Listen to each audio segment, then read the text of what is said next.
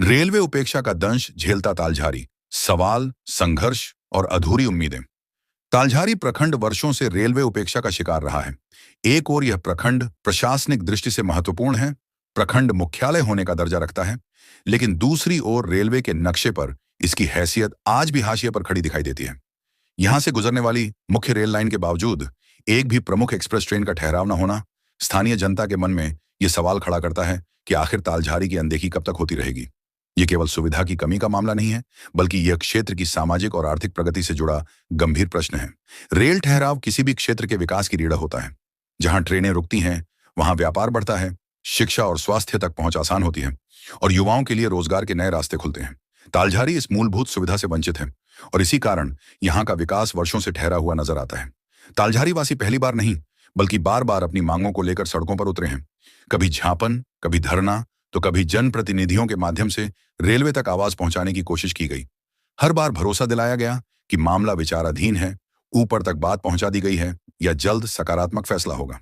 लेकिन समय बीतता गया और आश्वासन खोखले साबित होते गए। आज स्थिति यह है कि आंदोलन की आवाज कमजोर पड़ती दिख रही है, जबकि समस्या जस की तस बनी हुई है। तालझारी क्षेत्र की जनता की मांगें न तो अव्यावहारिक हैं और न ही नई।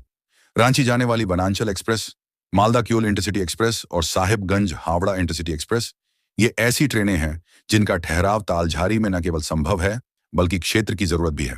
इन ट्रेनों के ठहराव से तालझारी सीधे राज्य और देश के प्रमुख शहरों से जुड़ सकता है। बावजूद इसके रेलवे प्रशासन और जनप्रतिनिधियों की उदासीनता के कारण ये मांगे फाइलों में दबकर रह गई हैं। आज तालझारी के यात्रियों की मजबूरी यह है कि उन्हें ट्रेन पकड़ने के लिए साहिबगंज लगभग 28 किलोमीटर दूर जाना पड़ता है। विकल्प के तौर पर 10 किलोमीटर दूर तीन पहाड़ या 26 किलोमीटर दूर बरहरवा जाना भी आसान नहीं है। ग्रामीण इलाकों में रहने वाले छात्रों, मजदूरों, नौकरी पेशा लोगों और मरीजों के लिए ये दूरी केवल सफर नहीं, बल्कि रोज की परेशानी बन चुकी है। समय, पैसा और ऊर्जा, तीनों का अतिरिक्त बोझ जनता को उठाना पड़ता है। सबसे ज्यादा नुकसान यहाँ के युवाओं को हो रहा है।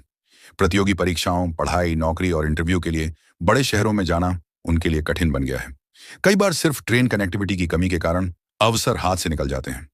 यही हाल व्यापारियों और छोटे व्यवसायियों का है, जिनके लिए आवागमन की सुगमता बेहद जरूरी होती है।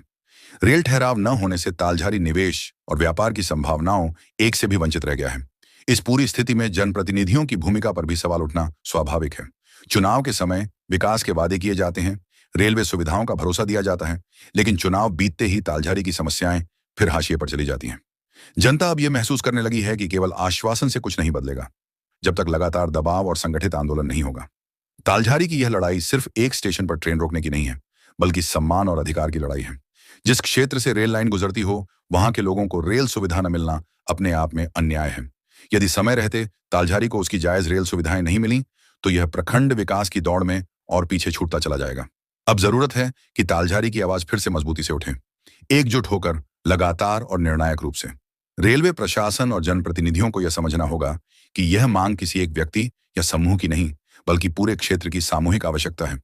आश्वासन नहीं, अब ठोस फैसलों का समय है, ताकि तालझारी भी विकास की रेल में सवार हो सके, न कि प्लेटफॉर्म पर खड़ा इंतजार करता रहे।